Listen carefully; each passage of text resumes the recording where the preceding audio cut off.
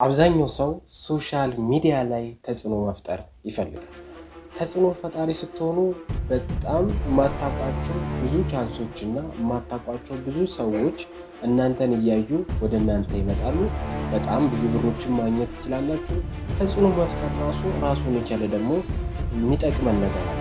ስለዚህ እንዴት ሶሻል ሚዲያ ላይ ተጽዕኖ መፍጠር እንችላለን የሚለውን ነገር አንድ ባንድ እንመለከታለን። አብራችሁን ቆዩ። የመጀመሪያ የሚሆነው ኒች መፍጠር ነው። እንግዲህ ኒች ማለት እኛ የምንፈልገው መስራት የምንፈልገው ነገር ይኖራል። መስራት የምንፈልገው ነገር በየጊዜው የተለያየ ሀሳብ ሊኖረን ይችላል። ግን አንድ ወጥ የሆነ ዘውግ ልናዘጋጅ ይገባል።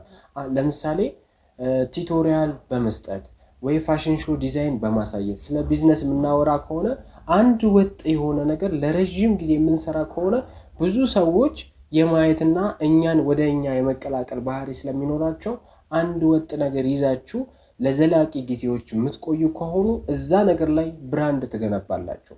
ስለዚህ መጀመሪያ የሚያስፈልገን የማታቋርጡት፣ የማትተውት፣ የማትቀይሩት የራሳችሁ የሆነ ኒች ያስፈልጋችኋል። ስለዚህ ኒች መምረጥ ግዴታ ነው ማለት። በተጨማሪም ደግሞ ኦዲየንሱ ምን ይፈልጋል?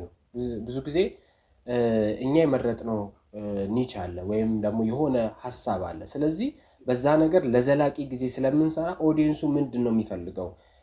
የኛን ኮምፒውት በእኛ ርዕስ ውስጥ የሚሰሩ ሰዎች የትኛው ነው በጣም እየታየላቸው፣ የትኛው ነው በጣም ከፍተኛ እይታ ያገኘው፣ የትኛው ነው እየተወደደው የሚለውን ነገር በደንብ መመልከትና ማጥናት ያስፈልጋል። ስለዚህ ሰው የሚወደውን ነገር ካወቅን ስለዚህ ወደኛ ገልብጠን በራሳችን አስተሳሰብ በደንብ አድርገን መስራት እንችላለን እና እዛ ነገር ላይ ፎከስ ማድረግ ነው። ሌላኛው ደግሞ በፌስቡክ፣ በዩቲዩብ፣ በቲክቶክ እና በሌሎች የሶሻል ሚዲያ ፕላትፎርሞች ላይ ሳናቋርጥ ዩቲዩብ ላይ ፖስት የምናደርገውን ነገር ቲክቶክ ላይ ደግሞ በሾርት ፖስት እናደርጋለን፣ ፌስቡክ ላይ ፖስት እናደርጋለን።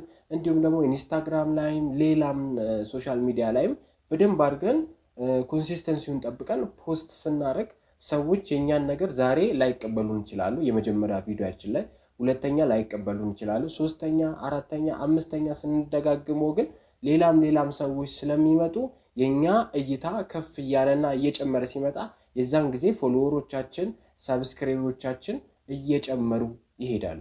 ስለዚህ ሰው የሚፈልገው በእኛ በምናቀርበው ሀሳብ ውስጥ ምንድን ነው የሚፈልገው ብለን ማጥናትና ማወቅ ያስፈልገናል ማለት። በሁለተኛ ደረጃ ደግሞ ውጤታማ ልንሆንበት የምንችለው ነገር የእኛን ጆርኒ ለሰዎች ሼር ማድረግ ነው። ለምሳሌ ዩኒቨርሲቲ የሆናችሁ እንዴት እንደተማራችሁ፣ እንዴት ውጤታማ እንደሆናችሁ፣ እንዴት ያለፋችሁት ነገር፣ ስኬታችሁ፣ ስራ ላይ ያላችሁ ያጋጠማችሁ ችግር፣ ውጤቱ፣ ፊሊንጉን እያጋራችሁ ማለት ነው። በቃ እንደዚህ ችግሮች አጋጥሞኝ በዚህ መንገድ አለፍኳቸው ብላችሁ ሰዎች የእናንተን ስቶሪ በነገራቻቸው ቁጥር የእናንተን ስቶሪ ብዙ ጊዜ የመሰማት እድል ስለሚኖረው የእናንተ ስቶሪ በደንብ እየተሰማ ይመጣልና ስቶሪዎችን መስራት ብትችሉና ሪል የሆኑ ከእናንተ ችግር ከእናንተ ካመጣኋቸው ያጋጠሟቸውን ችግሮች በሙሉ ዩቲዩብ ላይ ሶሻል ሚዲያ ላይ በደንብ አድርጋችሁ ስታጋሩ ሰዎች እናንተን እየወደዷችሁና የእናንተ ተከታዮች እየበዙ እናንተም በሰዎች ዘንድ ተጽዕኖ ፈጣሪ እየሆናችሁ ትሄዳላችሁና ስቶሪዎቻችሁን፣ ስኬታችሁን፣ ውድቀታችሁን፣ ደስታችሁን ለሰዎች ሼር ማድረግ በጣም አሪፍ ነው። በሶስተኛ ደግሞ የምንወስደው ፖስት ሬጉላሪ በየጊዜው ፖስት ማድረግ አለን፣ በቋሚነት ማለት ነው። ለፌስቡክም፣ ለዩቲዩብም፣ ለቲክቶክም ሶሻል ሚዲያ ላይ እንሰራለን። ተጽዕኖ ፈጣሪ የምንል ከሆነ በዩቲዩብ ብቻ ተጽዕኖ መፍጠር አይቻልም። በቲክቶክ፣ በፌስቡክ፣ በኢንስታግራም ባለን ነገር ሁሉ ሶሻል ሚዲያ ላይ በደንብ መገኘት።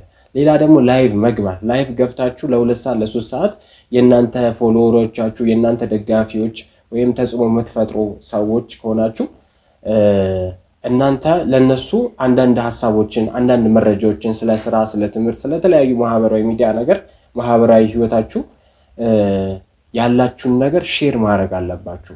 ሼር ስታደርጉ ሰዎች ሊጠቀሙ ይችላሉ። አንዳንድ ይሄ ማማከር አገልግሎት አሁን ሳንት በጣም ይፈለጋል። ላይቭ ገብተው ህክምና እንትን ይሰጣሉ። እንደዚህ ብታረጊ ጥሩ ነው፣ እንደዚህ ተከታተሉ፣ ወደ ህክምና ሂዱ፣ እንደዚህ ከሆነ ለዚህ ችግር ይሄ ነው መፍትሄው። ሰዎች እንደዚህ ባረጋችሁ ቁጥርና ሚዲያ ላይ ፊታችሁ በታየ ቁጥር እናንተም ባገኛችሁ ቁጥር ታማኝነታችሁ እየጨመረ ይመጣልና ላይቭ መግባት መሰልቸት የለባችሁም። ስለዚህ ላይቭ ግቡ፣ ዩቲዩብ ላይ ፖስት አድርጉ፣ ቲክቶክ ላይ ሌላም ሶሻል ሚዲያ ላይ ኢንስታግራም ላይም ፖስት በማድረግ ያለማቋረጥ የእናንተን ተከታዮች መጨመርና ተጽዕኖ ፈጣሪነታችሁ ከፍ ማድረግ ትችላላችሁ ማለት ነው። በአራተኛ ደረጃ ደግሞ ሰዎች በተቸገሩት ጉዳዮች ላይ ኮንተንቶች ወይም ቪዲዮዎች መስራት በጣም አሪፍ ነው።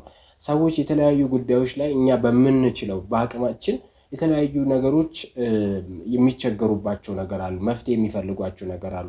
ፕራክቲካል የሚፈልጋለ፣ በሀሳብ ደረጃ የሚፈልጋለ፣ መረጃ የሚፈልጋለ እና እናንተ ፉሊ የሆነ መረጃ ሙሉ የሆነ መረጃ የምትሰጡ ከሆነ ተፈላጊነታችሁ ይጨምራል።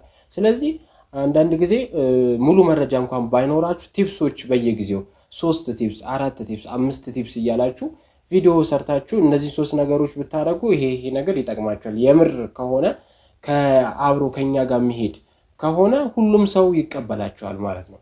ስለዚህ እንደዚህ አይነት ቲፕሶችን ሰዎች የሚፈልጉትን ነገር መስጠት በሰጣችሁ ቁጥር ተፈላጊነታችሁ ስለሚጨምር ይህን ነገር ማቋረጥ የለባችሁ። አምስተኛው ደግሞ ከሌሎች ኮንተንት ክሬተሮች ጋር አብሮ መስራት ነው። እንግዲህ ይሄ ምንድነው ጥቅሙ?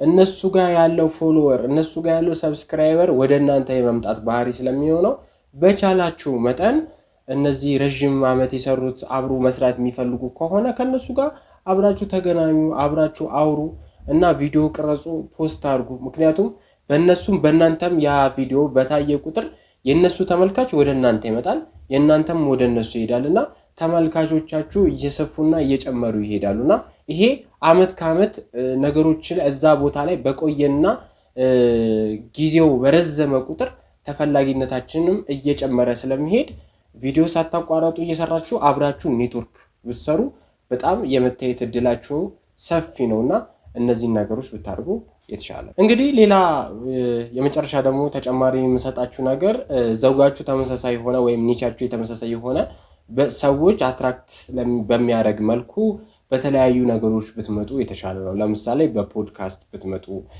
በብሎግ ብትመጡ፣ እንደዛ ከሰው ጋር በመጠያየቅ እንደዚህ አይነት ነገሮች የተለያዩ ነገሮች አንዱ ሐሳብ ላይ የተለያዩ ሲስተም ዲዛይን እያደረጋችሁ ብትመጡ ሰዎች የእናንተ ነገር እንዳይሰለች ያድርገዋልና እዛ ነገር ላይ ፎከስ አድርጉ። የዛሬ ቪዲዮአችን እዚህ ላይ ያበቃል። በቀጣይ ቪዲዮ እስከምንገናኝ ድረስ ቸርን ሰንብቱ እያልኩኝ ቪዲዮዎቻችንን ላይክ፣ ሼር፣ ኮሜንት፣ ሰብስክራይብ ብታደርጉን ከዚህ በተሻለ መልኩ አሪፍ ቪዲዮዎችን ታገኛላችሁ።